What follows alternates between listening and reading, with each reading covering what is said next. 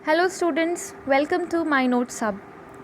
आज हम शुरू करने वाले हैं क्लास 12th बायोलॉजी में सबसे पहला चैप्टर जो हमारे कोर्स में है अकॉर्डिंग टू सीबीएसई सिलेबस 2020-21 और चैप्टर का नाम है sexual reproduction in flowering plants. This is the second chapter.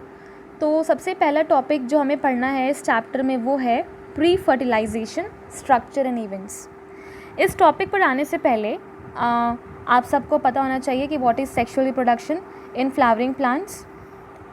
This is the process. ये एक ऐसा प्रोसेस है जिसमें गैमेट्स आर इन्वॉल्व, यानी male gamete and female gametes जो है वो आपस में फ्यूज़ करते हैं to form a zygote, right. तो सबसे पहले जो हमारा फर्स्ट टॉपिक है इस चैप्टर में वो है प्री फर्टिलाइजेशन, यानी फर्टिलाइजेशन के पहले कौन कौन से इवेंट्स और होने चाहिए और कौन से स्ट्रक्चर्स फॉर्म होने चाहिए। तो सबसे पहले आप यहाँ पर देख सकते हैं this is the longitudinal section of a flower का ये एक लॉन्गिट्यूडनल सेक्शन है, ठीक है। लॉन्गिट्यूडनल मतलब होता है something which is running from top to bottom, ठीक है। तो लॉन्गिट्यूडनल सेक्शन में आपको सबसे पहले ये पता होना ज़रूरी है कि फ्लावर में जो male and the female reproductive systems हैं, यू हैव टू नो, आपको पता होना चाहिए कि उनके नाम क्या क्या हैं। तो फ्लावर में जो फीमेल रिप्रोडक्टिव सिस्टम जो पार्ट है that is called as the gynoecium, और जो मेल रिप्रोडक्टिव पार्ट है that is called as the androecium, right.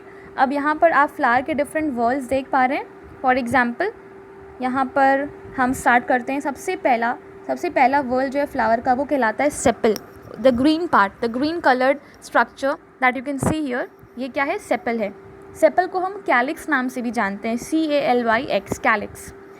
उसके बाद आता है petals. Petals are generally colourful होते हैं क्योंकि इनको इंसेक्ट्स को अट्रैक्ट करना होता है पॉलिनेशन प्रोसेस के लिए, ठीक है।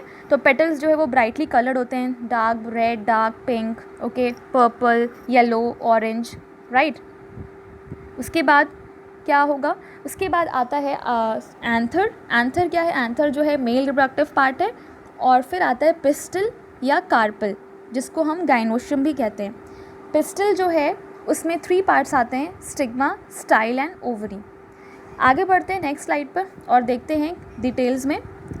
तो sexual reproduction in flowering plants, इसके लिए सबसे इम्पॉर्टेंट जो 2 पार्ट्स हैं, these are the male part और फीमेल पार्ट। तो फ्लावर का फीमेल पार्ट कहलाता है, जैसा कि आप यहाँ पर देख पा रहे हैं, दिस इज़ द गाइनोशियम, ये फीमेल पार्ट है, राइट। और ये मेल पार्ट है जिसका नाम है एंड्रोशियम। फीमेल पार्ट गाइनोशियम को हम पिस्टल भी कहते हैं और मेल पार्ट एंड्रोशियम को हम स्टेमन कहते हैं। तो आपको ये चीज़ याद रखनी है, the male reproductive part of a flower is called androecium, उसको हम स्टेमन भी कहते हैं। स्टेमन बना होता है एंथर और फिलामेंट से। और इधर आते हैं फिर फीमेल रिप्रोडक्टिव पार्ट में। फीमेल रिप्रोडक्टिव पार्ट को हम कहते हैं पिस्टल, और पिस्टल बना होता है 3 पार्ट से। कौन कौन से, नंबर 1 स्टिग्मा, फिर स्टाइल और ओवरी। जैसा कि आप यहाँ पर देख पा रहे हैं, ये जो स्ट्रक्चर है ऊपर, ये वाला जो स्ट्रक्चर है यहाँ पर, this is called as the stigma. ये क्या है, ये स्टिग्मा कहलाता है, स्टिग्मा। ये बीच वाला जो पार्ट है ये क्या है, ये स्टाइल है, राइट। और ये जो स्वेलन पार्ट है, ये जो नीचे का पार्ट है जो स्वेलन है, it is called as the ovary, right. तो stigma, style and ovary together it makes the pistil. Stigma, style और ओवरी ओवरऑल पिस्टल बनाते हैं। Pistil is the female reproductive part, और anther and filament it forms the stamen. Stamen is the male reproductive part. तो सबसे पहले बच्चों आपको पता होना चाहिए कि फर्टिलाइजेशन के लिए we require the female part and the male part, यानी कि स्टेमन और पिस्टल का होना ज़रूरी है। और ये किन कंपोनेंट से बने हैं आपको वो भी पता चल गया कि स्टेमन जो है that is equal to anther plus filament, ठीक है। अब हम इनके स्ट्रक्चर्स को डिटेल में पढ़ेंगे। तो आइए नेक्स्ट स्लाइड पर चलते हैं। Now this is the typical transverse section of a typical angiosperm anther. ये जो है एक ट्रांसवर्स सेक्शन है एंजियोस्पर्म एंथर का। एंथर इज़ व्हाट, एंथर क्या होता है, अभी हमने पढ़ा कि जो मेल रिप्रोडक्टिव पार्ट है वो स्टेमन कहलाता है, और स्टेमन बना होता है एंथर और फिलामेंट से। अगर मुझे कहा जाए कि सपोज़ ये जो बाइलोब स्ट्रक्चर मैं अभी यहाँ पे ड्रॉ करके आपको बताऊँगी, ये जो बाइलोब स्ट्रक्चर था और एक ट्यूब लाइक स्ट्रक्चर गया था, तो ये ऊपर वाला पार्ट कहलाता है एंथर, और ये वाला ट्यूब लाइक जो पार्ट है वो कहलाता है फिलामेंट, ठीक है। तो ये हो गया एंथर और filament. Now we are going to study about that bilobe structure. जो वो बाइलोब स्ट्रक्चर है हम उसके बारे में पढ़ेंगे। उस बाइलोब स्ट्रक्चर को हम क्या कहते हैं? एंथर कहते हैं। तो एंथर को जब आप कट करोगे, ठीक है, एक थिन सेक्शन निकाल के जब हम कट करते हैं, और कट हमने कैसे किया है? हमने लॉन्गिट्यूडनल कट नहीं किया है, हमने उसको ट्रांसवर्स कट किया। यानी उसको अगर आप लेफ़्ट से राइट में एक पतला सा सेक्शन निकाल के देखते हैं और माइक्रोस्कोप के अंदर ऑब्जर्व करेंगे तो फिर आपको क्या नज़र आएगा? इस तरह का स्ट्रक्चर नज़र आएगा। तो सबसे पहले यहाँ पर यू कैन सी जो आउटर मोस्ट लेयर है, ठीक है, ये एंथर है। इसमें जो है आपको 4 कॉर्नर्स दिख रहे हैं, राइट। ये 4 कॉर्नर्स हैं, हर कॉर्नर पे एक माइक्रोस्पोरेंजिया है, ठीक है। अंदर एक कनेक्टिव टिश्यू है यहाँ पर। उसके बाद ये आउटर लेयर को हम एपिडर्मिस कहते हैं। उसके बाद आप देख सकते हैं फिर एक और लेयर है, उसको एंडोथीशियम बोल रहे हैं।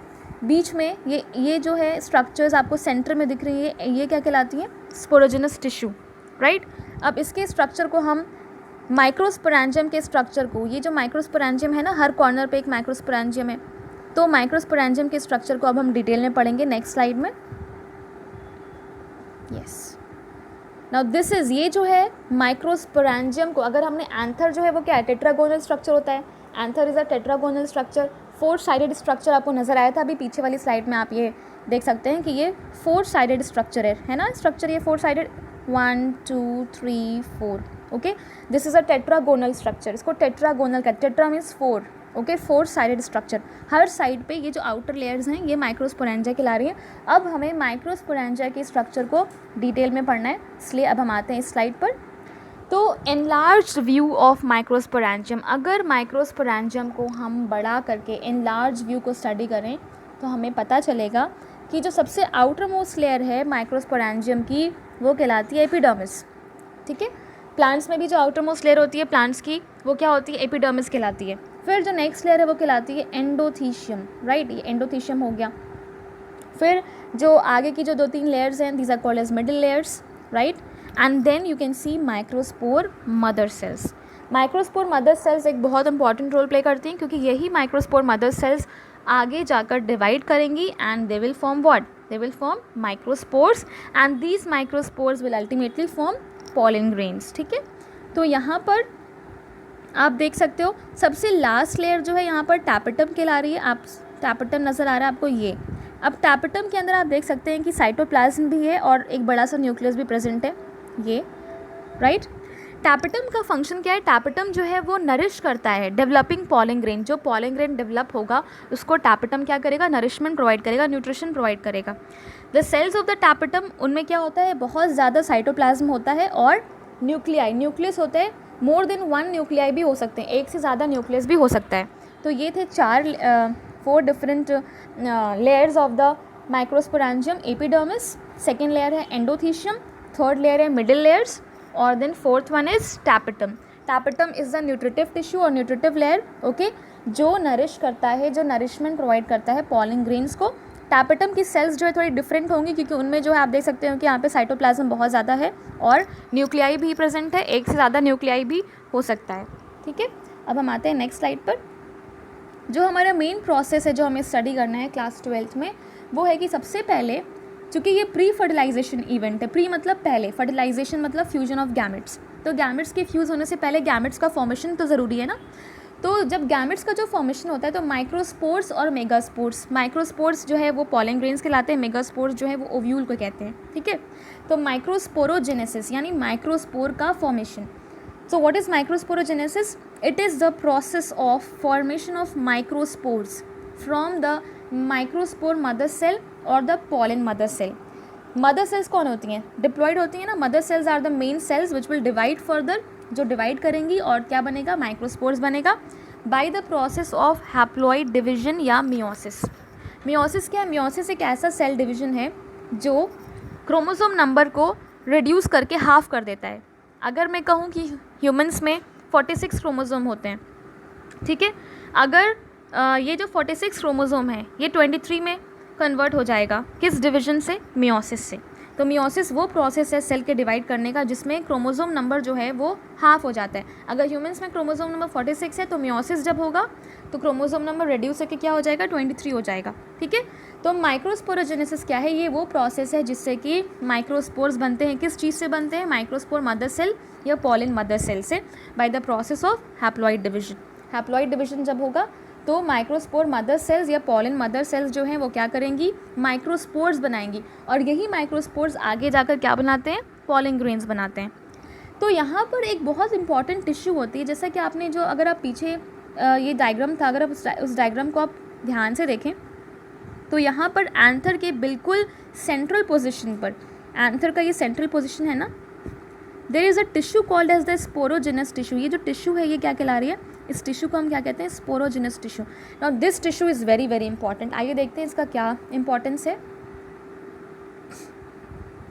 यस, स्पोरोजेनस टिश्यू जो है एक डिप्लॉइड टिश्यू है, यानी कि इसमें क्रोमोसोम नंबर कंप्लीट रहता है। ठीक है, डिप्लॉइड 2n बोलते हैं इसको।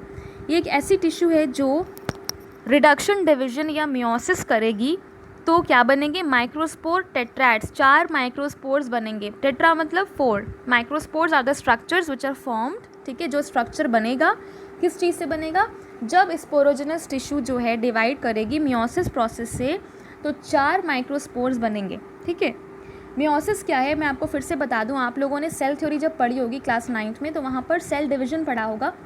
Meiosis and mitosis are the 2 process, 2 process हैं जिससे कि सेल डिवाइड करती है। तो meiosis is the reductional division. जितनी भी गैमीट सेल्स होती हैं ना वो मियोसिस से बनती हैं, मियोसिस प्रोसेस से बनती हैं। ठीक है, और जितने भी जो स्किन सेल्स हैं या जो वेजिटेटिव सेल्स हैं वो माइटोसिस करती हैं, मतलब इक्वेशनल डिवीजन, वो डिवाइड करती रहती हैं। ठीक है, मियोसिस में क्या होता है, क्रोमोसोम नंबर रिड्यूस हो जाता है, इसीलिए इसको रिडक्शनल डिवीजन कहते हैं, जैसा कि आप यहाँ पर देख पा रहे हैं। Meiosis is the reductional division, आपको ये टर्म याद रखना चाहिए। And mitosis is the equational division. Reductional division क्यों बोलते हैं मियोसिस को, क्योंकि क्रोमोसोम नंबर रिड्यूस हो जाता है, हाफ हो जाता है। ठीक है, और माइटोसिस क्या होता है, वहाँ पर क्रोमोसोम नंबर सेम रहता है, इसीलिए इसको बोलते हैं इक्वेशनल डिवीजन।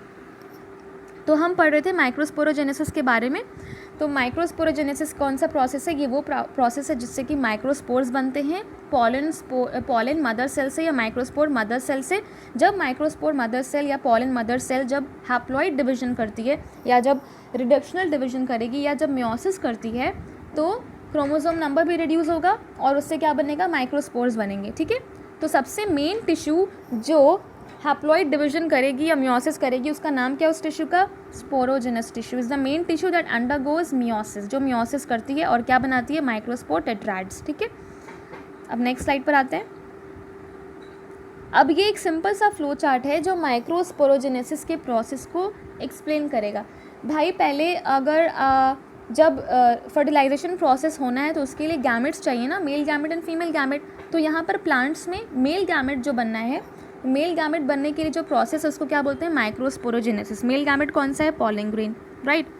तो स्पोरोजेनस टिश्यू थी वो डिप्लॉइड है, उसमें double the number of chromosomes हैं। ठीक है, मतलब एग्जैक्ट नंबर ऑफ क्रोमोसोम्स हैं। ठीक है, जब और जितनी भी जो सेल है जितनी भी ये जो सेल है स्पोरोजेनस टिश्यू की, ठीक है, ये जब हर सेल जो है अपने आप में एक कैपेबल है पॉलिन मदर सेल कहलाने के। ठीक है, स्पोरोजेनस टिश्यू जो है वही पॉलिन मदर सेल फॉर्म कर सकती है, बनाती है। ठीक है, it has the capability of being called a pollen mother cell.